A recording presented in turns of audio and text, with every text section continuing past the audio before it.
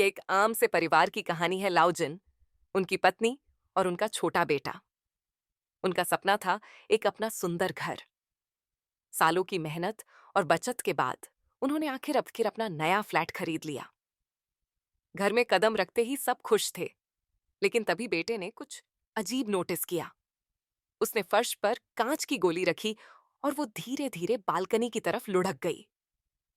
लाओजिन चौंक गए। उन्होंने खुद भी कोशिश की, लेकिन इस बार गोली नहीं हिली। पत्नी हंसकर बोली, अरे छोड़ो, तुम ज्यादा सोच रहे हो। लाओ जिन भी मुस्कुरा दिए और बात यहीं खत्म हो गई। रात पड़ी तो तेज बारिश और तूफान शुरू हो गया। अचानक पूरी इमारत हिलने लगी। गाड़ियां चीखने लगीं, जैसे उन्हें भी डर लग रहा हो। कुछ ही मिनटों में इमारत करीब 10 सेंटीमीटर नीचे धंस गई, पर अंदर सोए लोग कुछ नहीं जान पाए। सुबह जब लाओ जिन काम से लौटे, उन्होंने सड़क पर एक बड़ी दरार देखी। उन्होंने मैनेजमेंट को फोन किया। जवाब मिला, थोड़ा इंतजार करें, सब ठीक हो जाएगा। असल में बिल्डिंग वाले सच छिपा रहे थे ताकि उनके बाकी फ्लैट बिक जाएं। फिर अगली सुबह सब कुछ बदल गया। अचानक जोर का झटका लगा, घर कांप उठा। लाओ जिन ने खिड़की खोली तो हैरान रह गए। सामने सड़क फटी हुई थी, दीवारें टूटने लगीं और पूरी इमारत धीरे धीरे जमीन में धंसने लगी।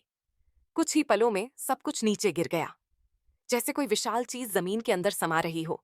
धड़ाम, चीखें और फिर सन्नाटा। उसी वक्त लाओ जिनकी पत्नी सब्जियां लेकर लौट रही थी।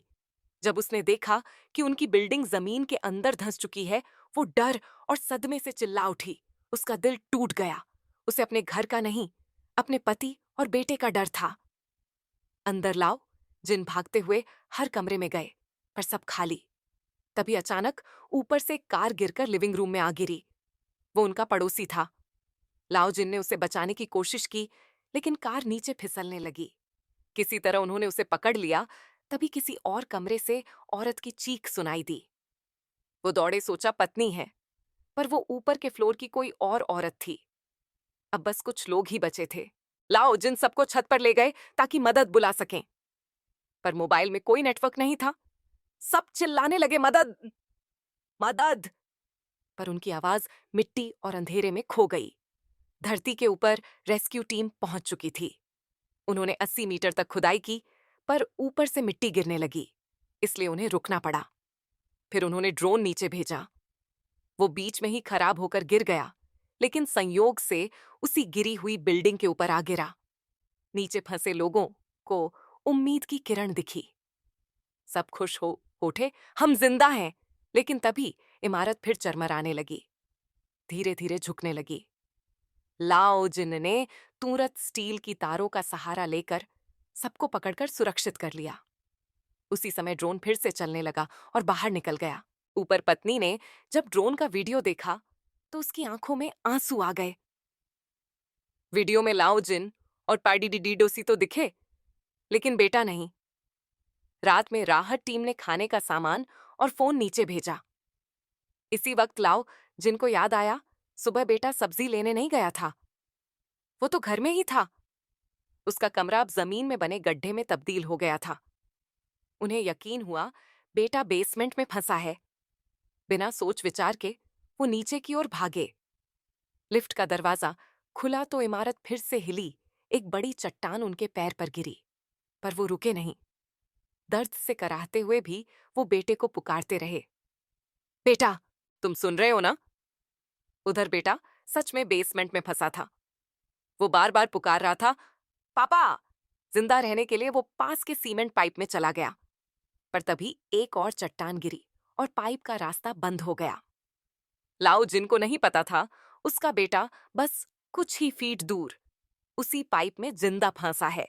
बारिश रुकने का नाम ही नहीं ले रही थी। चारों तरफ अंधेरा, पानी और डर।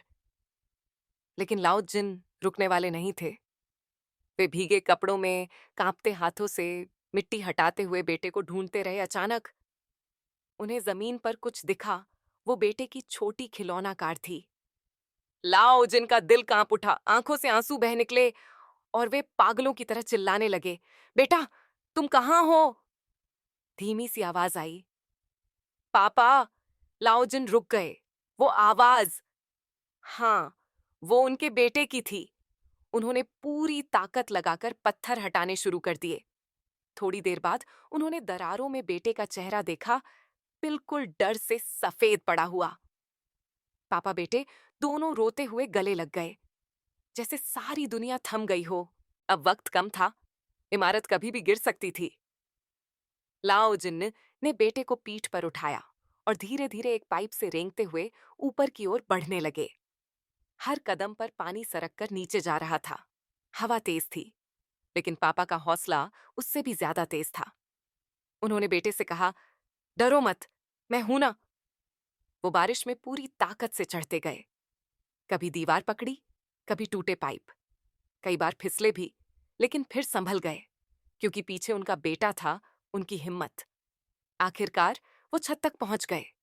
वहां कुछ पड़ोसी पहले से छिपे हुए थे, लेकिन आराम का वक्त नहीं था। अब ऊपर की दूसरी इमारत भी झुकने लगी थी और कुछ ही पलों में वो उनके ऊपर गिरने लगी। सौभाग्य से वो बड़ी इमारत एक गड्ढे के किनारे पर फंस गई। सब लोग चुप, बस बारिश की आवाज। किसी को नहीं पता था कि अब क्या होगा। तभी पानी में कुछ तैरता हुआ दिखा, एक बाल्टी, फिर कुछ बोतलें और डिब्बे। लाओ जिन्नके ने कहा, हम इससे नाव बना सकते हैं। सभी ने मिलकर जल्दी जल्दी प्लास्टिक की चीजें बांधनी शुरू कर दी। तभी एक बड़ा पानी का टैंक बहता हुआ उनके पास आ गया। सबकी आंखों में उम्मीद चमक उठी। उन्होंने बच्चों और औरतों को पहले टैंक में चढ़ाया। सब अंदर चले गए, बस लाउजिन, थॉमस पीछे रह गए। उनका दिल कह रहा था, सबको पहले बचाओ। उन्होंने खुद बाहर से टैंक का ढक्कन बंद कर दिया। अंदर के लोग पुकारते रहे, थॉमस आ जाओ, पर वो बस मुस्कुराए और धीरे से बोले, पहले तुम लोग जाओ। तभी धरती हिली, ऊपर से पानी का बड़ा सैलाब फूट पड़ा। लाओ जिन पानी में डूब गए और ऊपर की इमारत भी अब फिसलने लगी थी। टैंक अंदर बंद लोग डर से चिल्लाने लगे। इमारत का वजन इतना बढ़ गया कि टैंक नीचे जाने लगा। लेकिन फिर एक झटके में टैंक पलटकर ऊपर की ओर उछल गया। सबको लगा शायद अब हम बच जाएंगे, पर तभी वह टैंक बिजली की तारों में फंस गया। चिंगारियां उड़ने लगीं। अंदर बैठे लोग दीवारें पीटने लगे, निकलो निकलो। उन्होंने अपने शरीर का वजन एक तरफ झुकाकर टैंक को नीचे की ओर दबाया और आखिरकार टैंक बिजली के जाल से आजाद हो गया। लेकिन अब उसमें एक बड़ा छेद हो गया था। बारिश का पानी अंदर आने लगा। एक आदमी ने अपनी बांह उस छेद पर रख दी ताकि पानी अंदर न जाए। तभी नीचे से कुछ हिलने लगा। वो थॉमस था, जो पानी में डूबा हुआ था, पर अब ऊपर लौट आया था। उसने पूरी ताकत से टैंक को धक्का मारा और उसमें फंसे लोगों को आजाद कर दिया। पर ऐसा करते करते उसकी ताकत खत्म हो गई। वो ऊपर बढ़ते टैंक को देख रहा था, बस हाथ की थोड़ी सी दूरी पर, और वो फिर नीचे जाता गया। लेकिन किस्मत तो कभी कभी चमत्कार करती है। टैंक से लटके बिजली के तारों ने उसी वक्त उसके पैर को लपेट लिया और अगले ही पल वो ऊपर खींचा चला गया। जैसे ही टैंक पानी की सतह तक पहुंचा, ऊपर बचाव दल ने उन्हें कैमरे में देख लिया। कुछ देर बाद रेस्क्यू टीम ने सबको बाहर निकाल लिया। थॉमस, लाउजिन और सब लोग जिंदे। उनका नया घर भले ही जमीन में दब गया हो, पर उन्होंने एक बात समझ ली, जान बची तो सब कुछ है। क्योंकि जब इंसान ही नहीं रहेगा, तो महंगे घर की कीमत क्या होगी।